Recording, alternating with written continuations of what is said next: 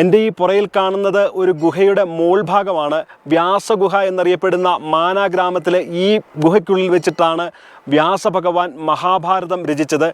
ഗണപതി ഗുഹ എന്നറിയപ്പെടുന്ന ഈ ഗുഹയ്ക്കുള്ളിലിരുന്നാണ് ഗണപതി ഭഗവാൻ വ്യാസഭഗവാൻ തൊട്ടടുത്ത ഗുഹയിലിരുന്ന് പറഞ്ഞു കൊടുത്ത മഹാഭാരതം എഴുതിയെടുത്തത്. അതുകൊണ്ട് ഈ സരസ്വതി ദേവി ക്ഷേത്രത്തിൻ്റെ മുന്നിൽ നിന്നുകൊണ്ട് സരസ്വതി നദി ഉത്ഭവിച്ചേരുന്ന കാഴ്ചയാണ് കാണുന്നത്. സരസ്വതി നദി നമുക്ക് കാണാൻ സാധിക്കുന്ന ഏക സ്ഥലം ഇതാണ്. പഞ്ചപാണ്ഡവര് സ്വർഗത്തിലേക്ക് ദ്രൗപദിയോടൊപ്പം യാത്രയായപ്പോൾ ദ്രൗപദി ദേവിക്ക് ഈ സരസ്വതി നദി കടക്കാനായിട്ട് ബുദ്ധിമുട്ട് വന്നപ്പോൾ ഭീമനെ എടുത്തിട്ട വലിയ പാറയാണ് ഈ ഭീമശില എന്ന പേരിൽ ഈ കാണുന്നത്.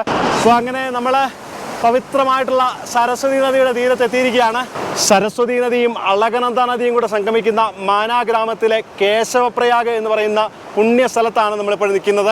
യുധിഷ്ഠിരൻ മാത്രമാണ് ഉടലോടുകൂടി സ്വർഗത്തിലേക്ക് പോയത്. അങ്ങനെ ദ്രൗപദി ദേവിയുടെ ശരീരം പതിച്ച സ്ഥലത്ത് ഇന്ന് കാണാൻ സാധിക്കുന്ന ക്ഷേത്രമാണ് ഈ ബാലാ ത്രിപുരസുന്ദരി ദേവിയുടെ ക്ഷേത്രം. ഇന്ത്യ ടിബറ്റ് അതിർത്തിയിലായിട്ട് ഭാരതത്തിലെ ആദ്യത്തെ ഗ്രാമം എന്നറിയപ്പെടുന്ന മാനാ ഗ്രാമത്തിലേക്ക് കയറുന്ന പ്രവേശന കവാടമാണിത്.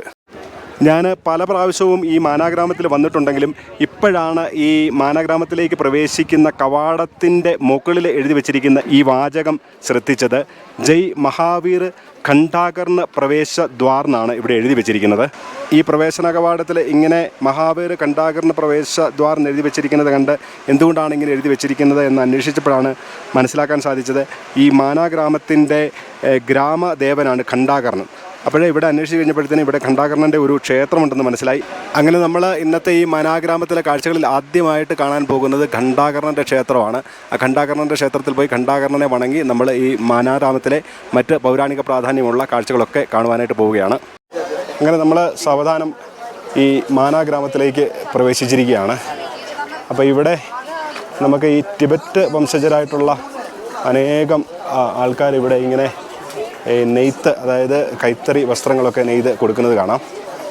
കണ്ടോ, ഇവിടെയെല്ലാം നമുക്ക് രണ്ട് വശങ്ങളിലും ഇങ്ങനെ കൈകൊണ്ട് നെയ്ത വസ്ത്രങ്ങളും തൊപ്പികളും ഒക്കെ വിൽക്കുന്ന കടകളാണ് കാണാൻ സാധിക്കുന്നത്. കണ്ടോ, ഇവിടെയും അതെ ഈ സൈഡിൽ കണ്ടോ, ഇതെല്ലാം കൈകൊണ്ട് നെയ്തുണ്ടാക്കിയിരിക്കുന്ന വസ്ത്രങ്ങളാണ്. ഇവിടുത്തെ ആൾക്കാർ 6 മാസക്കാലത്തിന് മാത്രമേ ഇവിടെ താമസിക്കുന്നുള്ളൂ. ഇവിടെ ഈ ശൈത്യകാലം ആരംഭിക്കുമ്പോഴത്തേനും ഇവിടെയുള്ള ആൾക്കാരെല്ലാം താഴത്തെ ചമോലി, ജോഷിമുട് മുതലായ ഗ്രാമങ്ങളിലേക്ക് താമസം മാറ്റും. ഈ സൈഡിലെല്ലാം നമുക്ക് ഇതുപോലെ വസ്ത്രങ്ങൾ, കൈത്തറി വസ്ത്രങ്ങൾ കൊടുക്കുന്ന കടകളാണ് കാണാൻ സാധിക്കുന്നത്.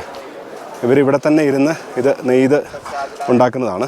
പഞ്ചപാണ്ഡവർ മഹാഭാരത യുദ്ധത്തിന് ശേഷം രാജ്യം അഭിമന്യുവിൻ്റെ പുത്രനായിട്ടുള്ള പരീക്ഷത്തിനെ ഏൽപ്പിച്ച് ഈ വഴിയെയാണ് സ്വർഗത്തിലേക്ക് പോയത്. നമ്മൾ പഞ്ചപാണ്ഡവർ വർഷങ്ങൾക്ക് മുമ്പ് നടന്നുപോയ വഴിയാണ് നമ്മളിപ്പം പോയിക്കൊണ്ടിരിക്കുന്നത്. ഇവിടെ പൗരാണിക പ്രാധാന്യമുള്ള അനേകം സ്ഥലങ്ങൾ നമുക്ക് കാണുവാനായിട്ട് സാധിക്കും.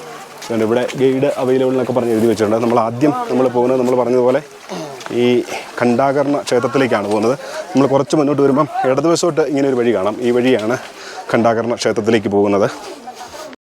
സാധാരണ ഈ മാനാഗ്രാമത്തിൽ വരുന്ന ആൾക്കാരൊന്നും ഇങ്ങോട്ടൊന്നും വരുന്നില്ലെന്നാണ് തോന്നുന്നത്. ഇത് കണ്ടോ, ഇതിപ്പോൾ നമ്മൾ ഈ മാനാഗ്രാമത്തിൻ്റെ പൂർണ്ണമായിട്ടുള്ള ആ ഗ്രാമ അന്തരീക്ഷമുള്ള ഒരു സ്ഥലത്തോട്ടാണ് കടന്നിരിക്കുന്നത്. ഇവിടെയൊക്കെ ആൾക്കാർ താമസിക്കുന്ന ചെറിയ ചെറിയ വീടുകളുമൊക്കെയാണ് കാണുന്നത്. നമ്മളിങ്ങനെ ഇവിടുത്തെ നാട്ടുകാരോട് ചോദിച്ച് ഇങ്ങനെ ഗ്രാമത്തിലെ ഉൾവഴി ഇങ്ങനെ നടന്നുകൊണ്ടിരിക്കുകയാണ്. ഇവിടെ ഇപ്പം കുറച്ച് ആൾക്കാരൊക്കെ ഇവിടെ വരുന്നുണ്ട്. അപ്പോൾ ഇതാണ് നമ്മളങ്ങനെ ഖണ്ഡാകർണ ക്ഷേത്രത്തിൻ്റെ മുന്നിൽ വന്നിരിക്കുകയാണ്. ഇതാണ് ഈ മാനാഗ്രാമത്തിൻ്റെ കാവൽ ദൈവമായിട്ടുള്ള ഗ്രാമദേവനായിട്ടുള്ള ഖണ്ഡാകർണൻ്റെ ക്ഷേത്രം. ഈ ഖണ്ഡാകർണനെ കുറിച്ചുള്ള പരാമർശങ്ങളൊക്കെ നമുക്ക് പുരാണങ്ങളിൽ ധാരാളമായിട്ട് കാണുവാനായിട്ട് സാധിക്കും. ശിവന്റെ ഭൂതഗണങ്ങളിൽ ഒന്നായിരുന്ന ഈ ഖണ്ഡാകർണന് വിഷ്ണുവിൻ്റെ നാമം കേൾക്കാതിരിക്കുവാൻ വേണ്ടിയിട്ട് ഈ 2 കാതുകളിലും വലിയ മണി കെട്ടിക്കൊണ്ടായിരുന്നു നടക്കുന്നത് എന്നാണ് പുരാണങ്ങളിൽ നമുക്ക് കാണുവാനായിട്ട് സാധിക്കുന്നത്. ഈ ശിവഭക്തനായിരുന്ന ഖണ്ഡാകർണൻ ഒരിക്കലും ശിവഭഗവാന്റെ മോക്ഷത്തിന് വേണ്ടിയിട്ട് എന്താണ് ചെയ്യേണ്ടത് എന്ന് ചോദിച്ചപ്പോൾ ശിവഭഗവാൻ പറഞ്ഞു കൊടുക്കുകയാണ്, മോക്ഷം കൊടുക്കുന്നത് വിഷ്ണുവാണ്, വിഷ്ണു ഭഗവാനെ പ്രാർത്ഥിക്കണം എന്ന് ശിവഭഗവാന് ഖണ്ഡാകർണനോട് പറഞ്ഞ് മനസ്സിലാക്കി കൊടുക്കുകയാണ്. അങ്ങനെ ശിവഭഗവാൻ പറഞ്ഞതനുസരിച്ച് ഈ ഖണ്ഡാകർണന് വിഷ്ണു ഭക്തനായിട്ട് മാറുകയും വിഷ്ണുവിനെ തപസ് ചെയ്യുകയും ചെയ്തു. അങ്ങനെ വിഷ്ണുവിനെ തപസ് ചെയ്ത് വിഷ്ണു ഭഗവാനെ പ്രത്യക്ഷപ്പെട്ട് അദ്ദേഹത്തിനെ അനുഗ്രഹിക്കുകയും ഈ ബദ്രീനാഥ് ക്ഷേത്രത്തിൻ്റെ ക്ഷേത്ര പാലകനായിട്ട് ഖണ്ഡാകർണനെ നിയോഗിക്കുകയും ചെയ്തു. നമുക്കിപ്പോഴും ഈ ബദ്രീനാഥ് ക്ഷേത്രത്തിനുള്ളിലും ഈ ഖണ്ഡാകർണൻ്റെ ഒരു വിഗ്രഹം നമുക്ക് കാണുവാനായിട്ട് സാധിക്കും. ഇവിടെയായിട്ട് നമുക്കിവിടെ ഈ ഖണ്ഡാകർണനെ കുറിച്ചിട്ടുള്ള ഒരു സ്തോത്രം ഇങ്ങനെ എഴുതി വെച്ചിരിക്കുന്നത് കാണാം. ഓം ഖണ്ഡാകർണോ മഹാവീര സർവവ്യാധി വിനാശക शाकिनी भूत वेताला निकाले मरण तस्य अग्नि चोर भय नाशति ओम ही श्री घंटाकर. നമ്മൾ ഈ മാനാഗ്രാമത്തിൻ്റെ ഗ്രാമദേവനായിട്ടുള്ള ഖണ്ഡാകർണനോട് പ്രാർത്ഥിച്ചിട്ട് നമ്മളിനി ഇവിടുത്തെ പൗരാണിക പ്രാധാന്യമുള്ള മറ്റ് സ്ഥലങ്ങളൊക്കെ കാണാനായിട്ട് പോവുകയാണ്. നമ്മളിനി ഇവിടെ നിന്ന് ആദ്യമായിട്ട് പോകുന്നത് വേദവ്യാസ ഭഗവാന് മഹാഭാരതം എഴുതിയ വ്യാസഗുഹ എന്നറിയപ്പെടുന്ന ഗുഹയിലേക്കാണ്. നമ്മൾ തിരിച്ച് വീണ്ടും ഈ മാനാഗ്രാമത്തിലെ പ്രധാന വഴിയിലേക്ക് വന്നിരിക്കുകയാണ്. ഇതുപോലെ ഇടുങ്ങിയ വഴികളാണ് നമുക്ക് കാണാൻ സാധിക്കുന്നത്. നടന്നു പോകാൻ ബുദ്ധിമുട്ടുള്ളവർക്ക് ഇതുപോലെ ബാസ്ക്കറ്റിനകത്ത് കൊണ്ടുപോകുന്ന സൗകര്യമുണ്ട് ഇവിടെയും. നമ്മൾ കുറേ ദൂരം ഇങ്ങനെ മുന്നോട്ട് വരുമ്പോഴത്തേനും ഇങ്ങനെ വഴി രണ്ടായിട്ട് തിരിയുന്നത് നമുക്ക് കാണാം. ഇവിടെ ഇങ്ങനെ ഒരു ബോർഡ് എഴുതി വെച്ചിട്ടുണ്ട്. ഭീംപൂല്, സരസ്വതി ധാം, കേശവപ്രയാഗ്, ഗണേശഗുഹ, വ്യാസഗുഹ. ഈ ഗണേശ ഗുഹയിലേക്കും വ്യാസഗുഹയിലേക്കോട്ടൊക്കെ പോകുന്നത് ഈ വഴിയാണ്. നമ്മൾ ഈ വ്യാസഗുഹയിലോട്ട് പോകുന്ന വഴിക്കും ഇതുപോലെ തന്നെ നമ്മളവിടെ കണ്ടതുപോലെ ഈ ആൾക്കാരിങ്ങനെ വസ്ത്രമൊക്കെ നെയ്തുകൊണ്ടിരിക്കുന്ന കാഴ്ചകളാണ് കാണുന്നത്. നമ്മൾ ഈ വഴിയെ കുറച്ച് ഇങ്ങനെ വരുമ്പോഴത്തേനും ആദ്യമായിട്ട് കാണാൻ സാധിക്കുന്നത് ഗണേശ ഗുഹയാണ്. ഈ ഗണേശ ഗുഹയെക്കുറിച്ചിട്ട് പറയുന്നത് ഈ ഗണേശ ഗുഹയ്ക്ക് ഉള്ളിലിരുന്നാണ് ഗണേശ ഭഗവാന് മഹാഭാരതം എഴുതുന്നത്. നമുക്കെല്ലാവർക്കും അറിയാം, വ്യാസഭഗവാൻ പറഞ്ഞു കൊടുക്കുന്ന മഹാഭാരതം ഗണേശ ഭഗവാനാണ് എഴുതിയെടുക്കുന്നത്. ഈ ഗുഹയിൽ ഇവിടുന്ന് കുറച്ച് മുന്നോട്ട് പോകുമ്പോൾ നമുക്ക് വ്യാസഗുഹ കാണാൻ സാധിക്കും. ആ വ്യാസഗുഹയിലിരുന്ന് വ്യാസഭഗവാൻ പറയുന്ന മഹാഭാരതം ഗണപതി ഭഗവാൻ ഇവിടെ ഇരുന്നാണ് ശരിക്കും എഴുതിയെടുത്തത്. ശരിക്കും പറഞ്ഞാൽ മഹാഭാരതം ഉത്ഭവിച്ചത് ഇവിടെ നിന്നാണ് പറയാം. മഹാഭാരതം എഴുതപ്പെട്ടത് ഈ നമ്മുടെ മുന്നിൽ കാണുന്ന ഈ ഗണേശ ഗുഹയ്ക്കുള്ളിൽ നിന്നാണ്. നമ്മൾ ഗണപതി ഗുഹയിൽ ദർശനമൊക്കെ കഴിഞ്ഞിട്ട് തിരിച്ച് ഇറങ്ങുവാണ്. നമ്മൾ ഗണേശ ഗുഹയുടെ അടുത്ത് നിന്ന് ഇനി വ്യാസ ഗുഹയിലേക്കാണ് പോകുന്നത്. വ്യാസഗുഹയിൽ ഇരുന്നിട്ടാണ് വ്യാസഭഗവാന് മഹാഭാരതം പറഞ്ഞു കൊടുക്കുന്നത്. അത് കേട്ടിട്ടാണ് ഗണപതി ഭഗവാന് ഈ ഗുഹയിലിരുന്ന് മഹാഭാരതം എഴുതിയെടുത്തത്. നമ്മളിങ്ങനെ ഗണേശ ഗുഹയിൽ നിന്ന് ഈ വേദവ്യാസ ഗുഹയിലോട്ട് പോകുന്ന വഴിക്ക് വലതുവശമായിട്ട് ഇതുപോലൊരു വഴി കാണാം. ഇവിടെ ദൂരെയായിട്ട് ഒരു ക്ഷേത്രം കാണാം. ഇവിടെ ഗ്രാമീണരോട് ചോദിച്ചാൽ പറഞ്ഞത് ഒരു ഗംഗോത്രി മാതാവിൻ്റെ ക്ഷേത്രമാണെന്നാണ് പറഞ്ഞത്. ഗംഗാമാതാവിൻ്റെ ഒരു ക്ഷേത്രമാണ്. പക്ഷേങ്കിൽ അത് ഇപ്പം വെളിയിൽ നിന്ന് അടച്ചിട്ടിരിക്കുകയാണ്. ഇതുകൊണ്ട് നമുക്കിവിടെ നിന്ന് ആ വ്യാസഗുഹ കാണാനായിട്ട് പറ്റും. ആ ദൂരെയായിട്ട് ആ ചുമല കൊടി കാണുന്നതാണ് വ്യാസഗുഹ. ഇവിടെ താഴിട്ട് പൂട്ടിയിരിക്കുകയാണ്. വേണമെങ്കിൽ മതിൽ ചാടി പോകാം, വേണമെങ്കിൽ മതിലിൻ്റെ സൈഡിൽ കൂടെ പോകാം. ഞാൻ എന്നാൽ ഈ മതിലിൻ്റെ സൈഡിൽ കൂടെ ഈ ക്ഷേത്രത്തിലോട്ട് പോവാണ്. ഇതാണ് ഇവിടുത്തെ ഗംഗോത്രി മാതാവിൻ്റെ ക്ഷേത്രം എന്നാണ് പറഞ്ഞത്. ഗംഗാമാതാവിൻ്റെ ക്ഷേത്രമായിരിക്കും. ഈ ഗംഗോത്രി മാതാവിൻ്റെ ക്ഷേത്രത്തിൻ്റെ പരിസരത്ത് നിന്നുള്ള ദൃശ്യമാണ് കാണുന്നത്. നമുക്കിവിടെ നിന്ന് ഈ മാനാഗ്രാമം മുഴുവൻ ഏകദേശം കാണാം. നമുക്ക് ഇനി പോകേണ്ടത് ആ ദൂരെ കാണുന്ന വേദവ്യാസ ഗുഹയിലേക്കാണ്. നമ്മുടെ ഇവിടെ നേരെ മുന്നിലായിട്ടാണ് വേദവ്യാസ ഗുഹ കാണുന്നത്. നമ്മൾ നടന്ന് വ്യാസ ഗുഹയുടെ അടുത്ത് എത്തിയിരിക്കുകയാണ്. ഇവിടെ ഇരുന്നിട്ടാണ് വ്യാസഭഗവാന് മഹാഭാരതവും മറ്റ് പുരാണങ്ങളും ഒക്കെ രചിച്ചത്. നമ്മളങ്ങനെ ഈ വ്യാസ ഗുഹയ്ക്കകത്തോട്ട് കയറുകയാണ്. നമ്മളിങ്ങനെ കയറി വരുമ്പോൾ തന്നെ ഇവിടെ എഴുതി വെച്ചിട്ടുണ്ട് 2022 ഈ ഗുഹയ്ക്ക് 5330 വർഷം പഴക്കമുണ്ടായിരുന്നതാണ് ഇവിടെ എഴുതി വെച്ചിരിക്കുന്നത്. ഈ ഗുഹയ്ക്കുള്ളിലേക്ക് വീഡിയോയും ഫോട്ടോഗ്രാഫിയും ഒന്നും അലൗഡല്ല. നമുക്ക് ഇതിനകത്ത് കയറി ഒന്ന് പ്രാർത്ഥിച്ചിട്ട് നമുക്ക് തിരിച്ചിറങ്ങി നിന്നിട്ട് ബാക്കി കാഴ്ചകൾ കാണാം. നമുക്ക് ഈ വ്യാസ ഗുഹയുടെ മുകളിലോട്ട് പോയിട്ട് അവിടുത്തെ ദൃശ്യങ്ങളൊക്കെ ഒന്ന് നോക്കാം. ഇവിടെ ഈ കാണുന്നതാണ് വ്യാസ ഗുഹ. ഇതിൻ്റെ മുകളിലത്തെ ഭാഗം നമുക്ക് കാണാൻ പറ്റുമെന്ന് നോക്കാം. ഇതുകൊണ്ട് ഇതാണ് ഈ വ്യാസ ഗുഹയുടെ പുറകു ഭാഗം. ഇവിടെ പറയുന്നത് ഇത് മഹാഭാരതത്തിൻ്റെ ഓരോ പേജുകൾ ആണെന്നാണ് പറയുന്നത്. ഇങ്ങനെ അടുക്കി ഇങ്ങനെ ഇത് കണ്ടോ, ഓരോ പേജുകൾ അടുക്കി വെച്ചിരിക്കുന്ന പോലെ തോന്നുന്നില്ലേ? ഇത് ദ്വാപരയുഗത്തിൽ ഇത് ഭോജപത്രം ആയിരുന്നെന്നാണ് പറയുന്നത്. ഈത്തലാണ് എഴുതിയത്. ഇത് കലിയുഗത്തിൽ കല്ലായിട്ട് മാറിയതാണെന്നാണ് പറയുന്നത്. ദ്വാപരയുഗത്തിൽ ഗണേശ ഭഗവാന് മഹാഭാരതം എഴുതുന്നത് ഭോജപത്രം എന്ന് പറയുന്ന ഒരു കടലാസ് പോലെയുള്ള ഒരു സാധനത്തിലാണ്. അത് ഈ ഹിമാലയ ഭാഗങ്ങളിലൊക്കെ കാണുന്ന ഒരു മരത്തിൻ്റെ തൊലിയാണ്. ഓരോ പേജ് പോലെ നമുക്കിവിടെ കാണാനായിട്ട് സാധിക്കും. ഇങ്ങനെ ഇത് മഹാഭാരതത്തിൻ്റെ ഓരോ പേജുകളാണെന്നാണ് പറയുന്നത്. നമ്മൾ ഈ വ്യാസഗുഹയുടെയൊക്കെ ദർശനം കഴിഞ്ഞിട്ട് അടുത്ത സ്ഥലത്തേക്ക് പോവുകയാണ്. അടുത്തതായിട്ട് ഇവിടെ പ്രധാനമായിട്ടുള്ളത് സരസ്വതി നദി ഭൂമിയിൽ കാണാൻ സാധിക്കുന്ന ഏക സ്ഥലം. അതുപോലെ തന്നെ ഒരു ഭീമൻ പാലം എന്ന് പറഞ്ഞുകൊണ്ടൊരു പാലമുണ്ട്. പഞ്ചപാണ്ഡവർ ഇവിടെ സ്വർഗത്തിലേക്ക് പോയപ്പോൾ ദ്രൗപദി ദേവിക്ക് നദി കടക്കാൻ ബുദ്ധിമുട്ട് വന്നപ്പോഴത്തേനും ഭീമൻ എടുത്തിട്ട വലിയൊരു പാറയാണ് ഭീം പൂൾ അല്ലെങ്കിൽ ഭീമൻ പാലം എന്നറിയപ്പെടുന്നത്. അതുകൊണ്ട് ഇവിടെയും നമ്മൾ മുന്നോട്ട് പോകുമ്പോഴത്തേനും ഇവിടെ ഒരു അമ്മ ഇരുന്ന് ഇങ്ങനെ നെയ്യുന്നത് കാണാം. നമ്മൾ ആ വ്യാസ ഗുഹയുടെ ഇവിടുന്ന് താഴോട്ട് ഇറങ്ങി വരുമ്പോഴത്തേനും ഇവിടെ ഇങ്ങനെ ചെറിയൊരു ക്ഷേത്രം കാണാം. ഇതിവിടെ ഒരു കടക്കാരോട് ചോദിച്ചപ്പോൾ പറഞ്ഞത് ഇതും ഖണ്ഡാകർണൻ്റെ ഒരു ക്ഷേത്രമാണെന്നാണ് പറയുന്നത്. നമ്മൾ ആദ്യം ഖണ്ഡാകർണദേവൻ്റെ ഒരു ക്ഷേത്രം കണ്ടിട്ടാണ് ഇന്നത്തെ യാത്ര ആരംഭിച്ചത്. അപ്പോൾ ഇതും ഖണ്ഡാകർണൻ്റെ ഒരു ക്ഷേത്രമാണെന്നാണ് പറഞ്ഞത്. ഗ്രാമദേവനായിട്ടുള്ള ഖണ്ഡാകർണൻ്റെ ക്ഷേത്രമാണിതും. ഇതാണ് ഭീംപൂളിലോട്ടൊക്കെ പോകുന്ന വഴി. നമുക്കിവിടെ മുകളിൽ നിന്ന് തന്നെ നല്ല ദൃശ്യങ്ങൾ നമുക്കിവിടെ കാണാനായിട്ട് സാധിക്കും. ഈ ദൃശ്യങ്ങൾ നമുക്ക് നോക്കാം. ഇത് കണ്ടോ, താഴെ ദൂരെയായിട്ട് കണ്ടോ പഞ്ചപാണ്ഡവർ നടന്നു പോയ വഴിയാണ്. ആ വഴിയിൽ ഇപ്പം പണിത് വെച്ചിരിക്കുന്ന ആ പഞ്ചപാണ്ഡവരുടെയും ദ്രൗപദിയുടെയും അതുപോലെ തന്നെ യമരാജൻ്റെ ഒരു നായയുടെ രൂപത്തിലുള്ള യമരാജൻ്റെയും പ്രതിമകൾ നമുക്ക് കാണാൻ സാധിക്കും. ഇപ്പോൾ ഇവിടെ നിന്ന് വളരെ ചെറുതായിട്ടേ കാണാൻ സാധിക്കുകയുള്ളൂ. നമ്മൾ അങ്ങോട്ടാണ് പോകുന്നത്. അതുകൊണ്ട് ഈ ഒഴുകി പോകുന്നതാണ് സരസ്വതി നദി. അങ്ങ് ദൂരെയായിട്ട് നമുക്ക് അളകനന്ദ നദി ഒഴുകി വരുന്നത് കാണാം. ഈ രണ്ടും കൂടെ സംഗമിച്ചാണ് മുന്നോട്ട് ഒഴുകുന്നത്. അങ്ങനെ നമ്മൾ മാനാഗ്രാമത്തിലെ പ്രധാന വഴിയിലോട്ട് വന്നിട്ടുണ്ട്. ഇവിടെ ഇങ്ങനെ ഭീംപൂളിനൊക്കെ എഴുതി വെച്ചിട്ടുണ്ട്. അങ്ങനെ നമ്മൾ ഭീംപൂൾ എന്ന് പറയുന്ന പാലത്തിലോട്ട് കടക്കാനായിട്ട് പോവുകയാണ്. ഈ ഭീംപൂളിലെ കൂടെ നടന്നിട്ടാണ് നമ്മൾ അങ്ങേ സൈഡിലോട്ട് കിടക്കുന്നത്. പണ്ട് പാണ്ഡവർ സ്വർഗത്തിലോട്ട് പോയ സമയത്ത് ദ്രൗപദി ദേവിക്ക് ഈ സരസ്വതി നദി കടക്കാനായിട്ട് ബുദ്ധിമുട്ട് വന്നപ്പോൾ ഭീമന് എടുത്തിട്ട പാലമാണ്. സരസ്വതി നദി ഭൂമിയിൽ ആദ്യമായിട്ട് കാണുന്ന സ്ഥലമാണ് നമ്മുടെ നേരെ മുന്നിലായിട്ട് കാണുന്നത്. ഇവിടെ വലത് സൈഡിലായിട്ട് സരസ്വതി ദേവിയുടെ ഒരു വിഗ്രഹവും നമുക്ക് കാണാനായിട്ട് സാധിക്കും.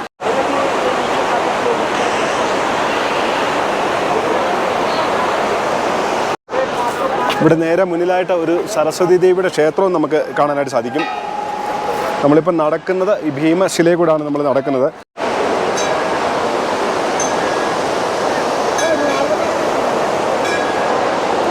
നമുക്ക് ഈ സരസ്വതി ദേവിയുടെ ഈ ക്ഷേത്രത്തിൽ പോയി തൊഴുതിട്ട് നമുക്ക് ബാക്കി കാഴ്ചകൾ കാണാനായിട്ട് മുന്നോട്ട് പോകാം.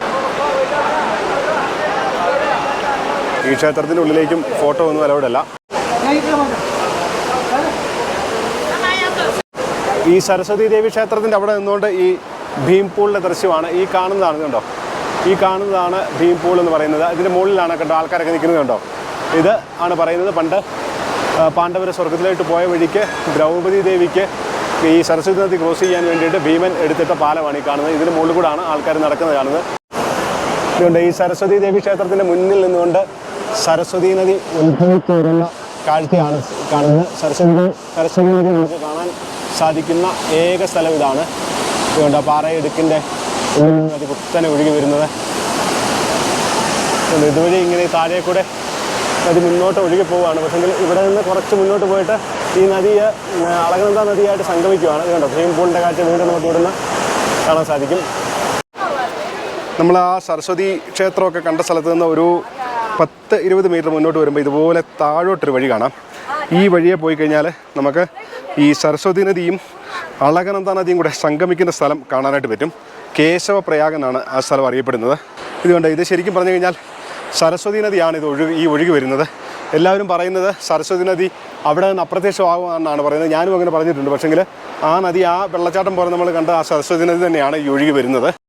അതുകൊണ്ട് ഇങ്ങോട്ടൊന്നും ആരും വരുന്ന വഴികളല്ല, കുറേ ദൂരമുണ്ട് മുന്നോട്ട് ഈ നദീസംഗമം നടക്കുന്ന സ്ഥലത്തേക്ക് പോകാനായിട്ട്. ഇങ്ങനെ കുറച്ച് ദൂരം മുന്നോട്ട് വരുമ്പോഴത്തേനും നദിയിലോട്ട് ഇറങ്ങിപ്പോകാനായിട്ടുള്ളൊരു വഴിയുണ്ട്.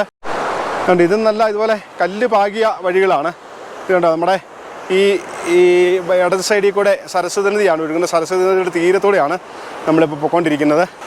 മുകളിലായിട്ട് കാണുന്നതാണ് മനാഗ്രാമം. ആ ഗ്രാമത്തിലൂടെയാണ് നമ്മൾ നടന്നു വന്നത്.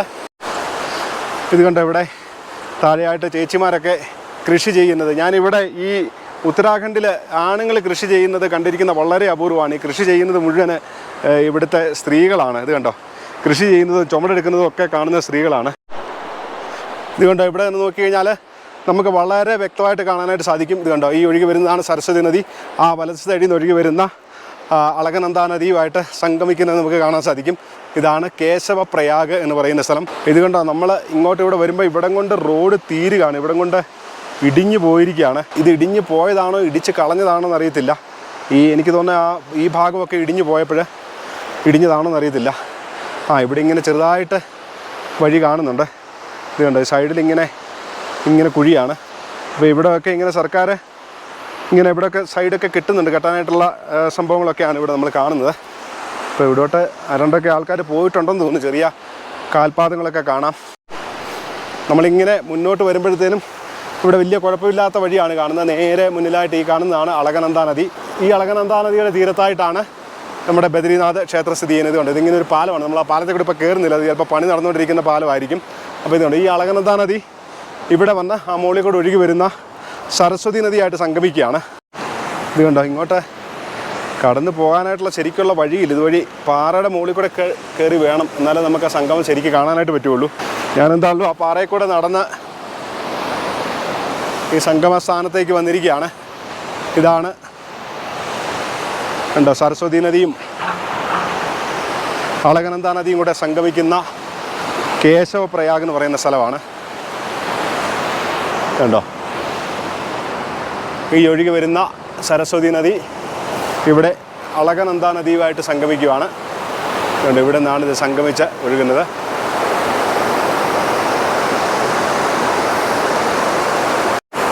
അതുകൊണ്ട് ഇവിടെ നമുക്ക് വ്യക്തമായിട്ട് രണ്ട് നദികൾ സംഗമിക്കുന്ന സ്ഥലം കാണാം.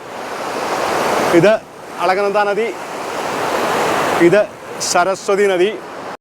എന്താണല്ലോ ഇവിടെ വന്നിട്ട് ഈ പുണ്യസ്ഥലത്തു നിന്ന് ഒരു തുള്ളി വെള്ളത്തിലൊന്ന് തൊടാതെ പോകുന്നത് എങ്ങനെയാണെന്ന് ഓർത്ത് ഞാൻ ഇങ്ങനെ അടുത്തോട്ട് വന്നിരിക്കുകയാണ്. ഇവിടെ ആരെയും കാണുന്നില്ല, ഇവിടെ പണിയൊക്കെ നടക്കുകയാണ്. എനിക്ക് ചെറിയ ഭയമുണ്ട്, ഇവിടെ ആൾക്കാരെങ്കിലും നമ്മളെ വഴക്ക് പറയുമോ ഓടിക്കുകയോ എല്ലാം ചെയ്യുവാണ്. എന്നാൽ രണ്ട് നദിയും കൂടെ സംഗമിക്കുന്ന സ്ഥലമാണ്. ഇവിടെ നിന്നുള്ള തീർത്ഥജലമാണ്. ശരിക്കും പറഞ്ഞു കഴിഞ്ഞാൽ ആ മുകളിലുള്ള തിരക്കുമൊക്കെ കഴിഞ്ഞിട്ട് വളരെ ശാന്തമായിട്ടുള്ള സ്ഥലമാണ്. ഇവിടെ ഈ രണ്ട് നദികളും കൂടെ ഒഴുകുന്ന ശബ്ദമല്ലാതെ വേറെ ഒരു ശബ്ദവും ഇവിടെ കേൾക്കാനായിട്ടില്ല. നമ്മൾ കേശവപ്രയാഗ് കണ്ടിട്ട് തിരിച്ച് യാത്രയാവുകയാണ്. എന്താണെങ്കിലും ഈ വെള്ളത്തിൽ കൂടെ ചവിട്ടി തന്നെ അങ്ങ് പോകണം. നല്ല തണുപ്പാണ്, ചെരുപ്പൊന്നും ഊരിയില്ല, കാല് ഭയങ്കരമായിട്ട് മരക്കുകയാണ്. ഇവിടെയുള്ള ആൾക്കാർ ഈ നദിയിലൊക്കെ ചെരുപ്പൊക്കെ ഊരിയിട്ടേ ഇറങ്ങുള്ളൂ. മുമ്പ് ഞാൻ ഇങ്ങോട്ട് വന്നപ്പോഴത്തേനും ഈ പാലത്തെ കയറിയില്ല. അന്നേരം ഞാൻ ഓർത്ത് ഈ പാലം പണി വല്ലതും നടന്നുകൊണ്ടിരിക്കുന്ന പാലമായിരിക്കും എന്നോർത്താണ് കയറാത്തത്. അപ്പോൾ പിന്നെ ഇവിടുന്ന് കുറച്ച് ആൾക്കാർ ഈ പാലത്തെ കൂടെ കയറി പോകുന്നത് മുമ്പ് കണ്ടു. ഇവിടുത്തെ പണിക്കാരോ ഗ്രാമവാസികളോ ആരോ ആണ്. അപ്പോൾ ഇത് കണ്ടോ, ഇതാണ് അളകനന്ദ നദി കുത്തി ഒഴുകി വരുന്ന കാഴ്ചയാണ് കാണുന്നത്. നമ്മൾ കഴിഞ്ഞ ദിവസം പോയ വസുധാര ഫോൾസിൻ്റെയൊക്കെ അവിടുന്ന് ഉത്ഭവിച്ച് വരുന്ന അളകനന്ദ നദിയാണ്. കണ്ടോ അളകനന്ദ നദി. ഈ കാണുന്ന അളകനന്ദ നദിയാണ് തൊട്ട് മുന്നിൽ പോയിട്ട് അവിടെയായിട്ട് സരസ്വതി നദിയായിട്ട് സംഗമിക്കുന്നത്. നമ്മൾ തിരിച്ചു പോവുകയാണ്. ഈ വഴിയാണ് ഇങ്ങോട്ട് ഞാൻ നടന്നു വന്നത്. ഇതുകൊണ്ട് ശരിക്കും പറഞ്ഞാൽ വഴിയൊന്നുമില്ല, എതിലെയാണ് വന്നതെന്ന് ഓർക്കുന്നില്ല ഇപ്പം. അങ്ങനെ നമ്മൾ അളകനന്ദ സരസ്വതി സംഗമമായിട്ടുള്ള കേശവപ്രയാഗൊക്കെ കണ്ടിട്ട് വീണ്ടും മാനാ ഗ്രാമത്തിലോട്ട് പോവുകയാണ്. സരസ്വതി നദി ഇവിടെ അപ്രത്യക്ഷമാകുക എന്നാണ് പറയുന്നത്. പക്ഷെങ്കിൽ ഈ അളകനന്ദ നദിയിലേക്ക് ചെന്ന് അപ്രത്യക്ഷമാകുന്നു എന്നായിരിക്കും ഉദ്ദേശിക്കുന്നത്. എന്താണെങ്കിലും ഈ സരസ്വതി നദി ഇങ്ങനെ അപ്രത്യക്ഷമാകുന്നതിൻ്റെ പിന്നിൽ ഒരു കഥയുണ്ട്. വേദവ്യാസന് മഹാഭാരതം ഇങ്ങനെ പറഞ്ഞു കൊടുക്കുന്ന സമയത്ത് ഗണപതി ഗുഹയിലിരുന്ന്, വേദവ്യാസ ഗുഹയിൽ നിന്ന് കുറച്ച് ദൂരെയായിട്ടാണല്ലോ ഗണപതി ഗുഹയുള്ളത്. ആ ഗണപതി ഗുഹയിലിരുന്ന് ഗണപതി ദേവന് ഈ മഹാഭാരതം എഴുതിയെടുക്കുമ്പോൾ, വേദവ്യാസൻ പറയുന്ന മഹാഭാരതം എഴുതിയെടുക്കുമ്പോൾ ഈ സരസ്വതി നദിയുടെ ഭയങ്കരമായിട്ടുള്ള ഇതുപോലെ ഈ ഒഴുക്കിൻ്റെ ശബ്ദം വേണ്ട. ഇപ്പം തന്നെ നമുക്ക് സംസാരിക്കുമ്പോഴത്തേനും നിങ്ങൾക്ക് കേൾക്കാൻ പറ്റുന്നുണ്ടോ എന്ന് എനിക്കറിയത്തില്ല. ഇതുപോലെ അതിശക്തമായിട്ടുള്ള ഒഴുക്കിൻ്റെ ശബ്ദം കാരണം വ്യാസഭഗവാൻ പറയുന്നത് ഗണപതി ഭഗവാന് കേൾക്കാൻ പറ്റാതെ വന്നു. അങ്ങനെ കേൾക്കാൻ പറ്റാതെ വന്നപ്പം ഗണപതി ഭഗവാന് സരസ്വതി ദേവിയോട് പറയുന്നുണ്ട്, നീ ശകലം പതുക്കെ ഒഴുക, എനിക്ക് കേൾക്കാനായിട്ട് പറ്റുന്നില്ല എന്ന് പറയുന്നുണ്ട്. പക്ഷേ അത് സരസ്വതി ദേവി വകവെക്കുന്നില്ല. അപ്പോഴത്തേനും ഗണപതി ഭഗവാന് സരസ്വതി ദേവിയെ ശപിക്കുന്നതാണെന്നാണ് പറയുന്നത്. നീ ഇങ്ങനെ അപ്രത്യക്ഷമായി പോകട്ടെ എന്ന് ശപിക്കുന്നതാണ്. അതുകൊണ്ടാണ് സരസ്വതി നദി ഇങ്ങനെ അപ്രത്യക്ഷമായി പോകുന്നത് എന്നാണ് ഇവിടുത്തെ പ്രാദേശികമായിട്ടുള്ള കഥകളിൽ നമുക്ക് മനസ്സിലാക്കുവാനായിട്ട് സാധിക്കുന്നത്. നമ്മൾ സരസ്വതി നദിയിലേക്ക് ഇറങ്ങി പോകാനായിട്ടുള്ള ഒരു വഴി നമ്മൾ ഇങ്ങോട്ട് വന്നപ്പോൾ കണ്ടായിരുന്നു, അതാണ് നോക്കുന്നത്. ഇതുകൊണ്ട് ഇവിടെ ഇങ്ങനെ താഴോട്ടൊരു വഴി പോലെ കാണാം. ഇത് വഴിയാണോ അതോ മണ്ണുമെല്ലാം ഇടിഞ്ഞു പോയതാണെന്ന് അറിയത്തില്ല. എന്തായാലും ഇത് വഴിയാണെന്നാണ് തോന്നുന്നത്. നമുക്ക് രണ്ടും കൽപ്പിച്ചങ്ങ് ഇറങ്ങി പോകാം. വളരെ സൂക്ഷിച്ച് വേണം നടക്കാനായിട്ട്. കണ്ടോ, വളരെ വലിയ പാറ ഇടുക്കുകളാണ് കാണുന്നത്. ഇതൊക്കെ ഈ പാറയൊക്കെ എന്നാ വലുപ്പമാണെന്ന് കണ്ടോ. നമ്മൾ നദിയുടെ തൊട്ടടുത്ത് വരെ ചെല്ലാനുള്ള വല്ല വഴിയുണ്ടോയെന്ന് അറിയത്തില്ല. ഇങ്ങനെ കടവൊന്നും ഇവിടെ എന്താണെങ്കിലും കാണുകയില്ല. ഇത്രയേ ഉള്ളൂ. ഇവിടെ ഇത് ഭയങ്കര റിസ്ക്കാണ്. ഇത് കണ്ടോ, ഇവിടെ ഇങ്ങനെ താഴോട്ട് ഇറങ്ങുന്ന കാര്യം ശകലം റിസ്ക്കാണ്. ഇത് കണ്ടോ, സരസ്വതി നദി കുത്തി ഒഴുകി വരുന്നത് കണ്ടോ. കണ്ടാൽ ശരിക്കും പറഞ്ഞാൽ പേടിയാകും. എന്താണെങ്കിലും ചെരുപ്പൊക്കെ കരക്ക് ഊരിയിട്ടിട്ട് നദിക്കിലോട്ട് ഇറങ്ങാനൊരു ശ്രമം നടത്തുകയാണ്. ഇവിടെയായിട്ടൊരു കുറച്ച് ഭാഗത്ത് ഈ പാറയിൽ കൂടെ ചവിട്ടി താഴോട്ട് ഇറങ്ങിയാൽ ഭയങ്കര പാറയ്ക്കൊക്കെ നല്ല തെന്നലുമുണ്ട്. അതിഭയങ്കരമായിട്ട് റിസ്ക് പിടിച്ച ഒരു യാത്രയാണ്. എന്തായാലും സരസ്വതി നദിയിൽ കാല് വെച്ചിരിക്കുകയാണ്. അളകനന്ദ നദിയുടെ അത്രയും തണുപ്പില്ല. അപ്പോൾ അങ്ങനെ നമ്മൾ പവിത്രമായിട്ടുള്ള സരസ്വതി നദിയുടെ തീരത്തെത്തിയിരിക്കുകയാണ്. ഇവിടുന്ന് മുന്നോട്ട് പോകാനായിട്ട് പറ്റിയ ഇവിടെ ചെറിയൊരു പാറയുടെ അടുത്താണ് ഞാൻ ഇരിക്കുന്നത്. സത്യത്തിൽ എൻ്റെ കയ്യിൽ തോർത്തൊന്നും ഇല്ല, ഉണ്ടെങ്കിൽ ഞാനിവിടെ ഇറങ്ങി കുളിച്ചിട്ടേ പോരുള്ളായിരുന്നു. ഇതുകൊണ്ട് ഇങ്ങോട്ട് നോക്കിയാൽ എൻ്റെ മുന്നിലായിട്ട് ഈ രീതിയിലാണ് കുത്തി ഒഴുകി നദി വരുന്നത്. ഇങ്ങോട്ട് വേറെ ആരും തന്നെ വരുന്നില്ല. ഈ മനാഗ്രാമത്തിൻ്റെ കാഴ്ചകളൊക്കെ കണ്ടിട്ട് എല്ലാവരും തിരിച്ചു പോവുകയാണ്. സരസ്വതി നദി തൊട്ടടുത്തുനിന്ന് സരസ്വതി നദിയുടെ കാഴ്ച നിങ്ങൾക്ക് വേണ്ടി ഞാൻ കാണിക്കുകയാണ്. ഇത് കണ്ടോ, കുത്തി ഒഴുകി നദി വരുന്നത് കണ്ടോ. ഓം നമ ശിവായ, ഓം നമോ ഭഗവതേ വാസുദേവായ. അങ്ങനെ നമ്മൾ പവിത്രമായിട്ടുള്ള സരസ്വതി നദിയിലെ ദർശനമൊക്കെ കഴിഞ്ഞിട്ട് വീണ്ടും തിരിച്ച് കയറി പോവുകയാണ്. ഇതുകൊണ്ട് നമ്മൾ ആ സരസ്വതി നദിയിൽ നിന്ന് നടന്നിങ്ങോട്ട് കയറി വരുമ്പോൾ ഇവിടെ ഗുഹ പോലെ ഒരു സംഭവമാണ്. ഇതുകൊണ്ട് ഇവിടെ മഴയൊക്കെ പെയ്ത് കഴിഞ്ഞാൽ കയറി നിൽക്കാനായിട്ടുള്ള സൗകര്യമുണ്ട്. അങ്ങനെ നമ്മൾ സരസ്വതി നദിയൊക്കെ കണ്ടിട്ട് വീണ്ടും ഈ മെയിൻ റോഡിലോട്ട് വന്നിരിക്കുകയാണ്. ഈ വഴിയാണ് പഞ്ചപാണ്ഡവരും ദ്രൗപദിയും സ്വർഗത്തിലേക്ക് നടന്നു പോയത്. നമ്മൾ ഇവിടെ മുന്നോട്ട് വരുമ്പോഴത്തേനും പഞ്ചപാണ്ഡവർ സ്വർഗത്തിലേക്ക് പോയതിൻ്റെ ഒരു സ്മരണയ്ക്കായിട്ട് ഇവിടെ പഞ്ചപാണ്ഡവരുടെയും ദ്രൗപദി ദേവിയുടെയും അതുപോലെ തന്നെ ഏറ്റവും മുന്നിലായിട്ട് യമരാജൻ്റെയും നായയുടെ രൂപത്തിലുള്ള യമരാജൻ്റെയും വിഗ്രഹങ്ങൾ ഇങ്ങനെ സ്വർണ്ണ നിറത്തിൽ പണിത് വെച്ചിരിക്കുന്നത് നമുക്ക് കാണാം. അതുകൊണ്ട് ഏറ്റവും പുറകിലായിട്ട് സഹദേവന്, ദ്രൗപദി, നകുലന്, ഭീമന്, അങ്ങനെ പഞ്ചപാണ്ഡവരുടെയും പ്രതിമകൾ നമുക്കിവിടെ കാണാൻ സാധിക്കും. ഇവിടെ ഭയങ്കര തിരക്കാണ് ഇപ്പം. ഏറ്റവും മുന്നിലായിട്ട് യുധിഷ്ഠിരനും അതിന് മുന്നിലായിട്ട് യമദേവനാണ് ഈ നായയുടെ രൂപത്തിൽ. നമുക്ക് മഹാഭാരതത്തിലൊക്കെ കാണാനായിട്ട് സാധിക്കും. ഇങ്ങനെ പഞ്ചപാണ്ഡവർ സ്വർഗത്തിലോട്ട് പോകുന്ന വഴിക്ക് ഓരോരുത്തരായിട്ട് മരിച്ച് വീഴുന്നതായിട്ടാണ് നമുക്ക് കാണാൻ സാധിക്കുന്നത്. യുധിഷ്ഠിരൻ മാത്രമാണ് ഉടലോടെ സ്വർഗത്തിലെത്തിയത്. അപ്പം മുന്നോട്ട് പോകുമ്പോൾ ആദ്യം വീഴുന്നത് ദ്രൗപദിയാണ്. നമ്മുടെ തൊട്ട് മുന്നിൽ ഏകദേശം ഒരു 100 മീറ്റർ മുന്നിലായിട്ടാണ് ദ്രൗപദി ദേവിയുടെ ശരീരം പതിച്ച സ്ഥലം. ദ്രൗപദി ദേവിയുടെ ശരീരം പതിച്ച സ്ഥലത്തായിട്ട് നമുക്ക് ഇന്ന് കാണാൻ സാധിക്കുന്നത് ഒരു ബാല ത്രിപുരസുന്ദരി ക്ഷേത്രമാണ്. ഈ കമാനം വഴി കയറിപ്പോയി കഴിഞ്ഞാൽ നമുക്ക് ആ ക്ഷേത്രത്തിലേക്ക് പോകാം. നമുക്ക് അതിനു മുമ്പ് ഇവിടെ ഭാരതത്തിലെ ആദ്യത്തെ ചായക്കട, ആ ചായക്കടയിൽ പോയിട്ട് ഒരു ചായയൊക്കെ കുടിച്ചിട്ട് നമുക്ക് ആ ത്രിപുരസുന്ദരി ക്ഷേത്രത്തിലേക്ക് പോകാം. ഇവിടുന്ന് ഏകദേശം ഒരു 4 കിലോമീറ്റർ മുന്നിലായിട്ടാണ് വസുധാര വെള്ളച്ചാട്ടം ഉള്ളത്. ആ വസുധാരയുടെ അവിടെ വെച്ചിട്ടാണ് സഹദേവൻ്റെ ശരീരം പതിക്കുന്നത്. ആ വസുധാര വെള്ളച്ചാട്ടത്തിൻ്റെ അടുത്ത് നമ്മൾ കഴിഞ്ഞ ദിവസം പോയായിരുന്നു. ആ വീഡിയോ കാണാത്തവർക്ക് വേണ്ടിയിട്ട് ഞാനിതിൻ്റെ ഡിസ്ക്രിപ്ഷനിൽ ആ വസുധാര ഫോൾസിലേക്ക് പോയ വീഡിയോയുടെ ലിങ്ക് കൊടുത്തേക്കാം. അപ്പം നമ്മൾ നടന്ന് ഭാരതത്തിലെ ആദ്യത്തെ ചായക്കട, ഇതിൻ്റെ മുന്നോട്ട് പോയി കഴിഞ്ഞാൽ നമുക്ക് വേറെ കടകളോ മറ്റ് കടകളോ ഒന്നുമില്ല. നേരത്തെ ഇത് അവസാനത്തെ ഗ്രാമം എന്നായിരുന്നു മാനഗ്രാമം അറിയപ്പെട്ടിരുന്നത്. പക്ഷെങ്കിൽ ഇപ്പോഴും ആദ്യത്തെ ഗ്രാമം എന്നാണ് അറിയപ്പെടുന്നത്. 2022 നമ്മുടെ രാജ്യത്തിൻ്റെ പ്രധാനമന്ത്രിയായിട്ടുള്ള നരേന്ദ്രമോദിജി പല വികസന പദ്ധതികൾ മനായിൽ ഉദ്ഘാടനം ചെയ്തതിൻ്റെ ഭാഗമായിട്ട് അദ്ദേഹം പറഞ്ഞതനുസരിച്ചിട്ടാണ് അവസാനത്തെ വില്ലേജ് എന്നുള്ള മാറ്റി ആദ്യത്തെ വില്ലേജ് എന്നാക്കിയത്. അപ്പോൾ ഇതാണ് ഭാരതത്തിലെ ആദ്യത്തെ ചായക്കട. ഇവിടെ ബോർഡ് എഴുതി വെച്ചിട്ടുണ്ട്. ഇന്ത്യാസ് ഫസ്റ്റ് ഷോപ്പ് എന്ന് ഇവിടെ എഴുതി വെച്ചിട്ടുണ്ട്. ഇവിടെ ഒരു ദേശീയ പതാകയും കാണാം. പിന്നെ ഇവിടെയൊക്കെ നമുക്കിങ്ങനെ ആൾക്കാർക്ക് ഫോട്ടോ എടുക്കാനായിട്ടുള്ള സ്പോട്ടുകളാണ് കാണുന്നത്. അങ്ങനെ നമ്മൾ ഭാരതത്തിലെ ആദ്യത്തെ ചായക്കടയിൽ നിന്നുള്ള ചായ കുടിക്കുവാണ്. അപ്പോൾ നമ്മൾ ഇനി പോകുന്നത് ഇവിടുത്തെ മുമ്പ് നമ്മൾ പറഞ്ഞില്ലേ ദ്രൗപദി ദേവി വീണ സ്ഥലം, ആ സ്ഥലത്തോട്ടാണ് പോകുന്നത്. അതിന് മുമ്പേ ആ കമാനം വഴിയായിരുന്നു കയറി വരേണ്ടത്. നമുക്കിനി ഇതുവഴി നടന്നു പോകാനായിട്ടുള്ള വഴിയുണ്ട് ഇതുവഴി. അപ്പോൾ ആ കാണുന്ന ക്ഷേത്രമാണ് ദ്രൗപദി ദേവി വീണ സ്ഥലത്ത് പണിതിരിക്കുന്ന ബാല ത്രിപുരസുന്ദരി ദേവിയുടെ ഒരു ക്ഷേത്രമാണ്. ആ ക്ഷേത്രത്തിൻ്റെ അടുത്തോട്ടാണ് നമ്മൾ പോകുന്നത്. ഈ കാണുന്നതാണ് ഈ ബാല ത്രിപുരസുന്ദരി ദേവി ക്ഷേത്രത്തിലേക്ക് വരുന്ന പ്രധാനപ്പെട്ട വഴി. നമ്മൾ ചായക്കടയുടെ അവിടുന്ന് ഷോർട്ട് കട്ട് കയറിയാണ് വന്നത്. കണ്ടോ, ഇങ്ങനെ കോൺക്രീറ്റ് പാകിയ വഴിയാണ്. ഇവിടെ ഈ ക്ഷേത്രത്തിലോട്ടും വളരെ കുറച്ച് ആൾക്കാർ മാത്രമേ വരുന്നതായിട്ട് കാണുന്നുള്ളൂ. അങ്ങനെ ഈ ബാല ക്ഷേത്രത്തിലോട്ട് വരുന്ന ഇവിടെ എഴുതി വെച്ചിട്ടുണ്ട്. നമ്മുടെ ചെരുപ്പൊക്കെ ഇവിടെ ഊരി വെക്കണമെന്ന് എഴുതി വെച്ചിട്ടുണ്ട്. വളരെ ചെറിയൊരു ക്ഷേത്രമാണ് ബാല ത്രിപുരസുന്ദരി ദേവിയുടെ ക്ഷേത്രം. ഇവിടെ എന്തൊക്കെയോ പണികളൊക്കെ നടക്കുന്നതാണ്. ഇവിടെയൊക്കെ ഇങ്ങനെ ആൾക്കാരിങ്ങനെ എടുത്ത് കല്ലുകളിങ്ങനെ മുകളിലായിട്ട് വെച്ചിരിക്കുന്നത് കാണാം. ഇങ്ങനെ വെച്ച് കഴിഞ്ഞാൽ ആഗ്രഹങ്ങളൊക്കെ സാധിക്കുമെന്നാണ് പറയുന്നത്. അപ്പം നമ്മൾ മാനാ ഗ്രാമത്തിലെ ദ്രൗപദി ദേവി സ്വർഗത്തിലോട്ട് പോയ വഴിക്ക് ദ്രൗപദി ദേവി വീണ സ്ഥലത്തെത്തിയിരിക്കുകയാണ്. ആ സ്ഥലത്ത് കാണുന്ന ഒരു ക്ഷേത്രമാണിത്. ബാലാ ത്രിപുരസുന്ദരി ദേവിയുടെ ക്ഷേത്രമാണ്. ഞാൻ പല പ്രാവശ്യവും ഈ ക്ഷേത്രത്തിൽ വന്നിട്ടുണ്ടെങ്കിലും ഇതുവരെ ഈ ക്ഷേത്രം തുറന്ന് കണ്ടിട്ടില്ല. ക്ഷേത്രം അടച്ചിട്ടിരിക്കുകയാണ്. ബാലാ ത്രിപുരസുന്ദരി ദേവിയുടെ ക്ഷേത്രമാണ്.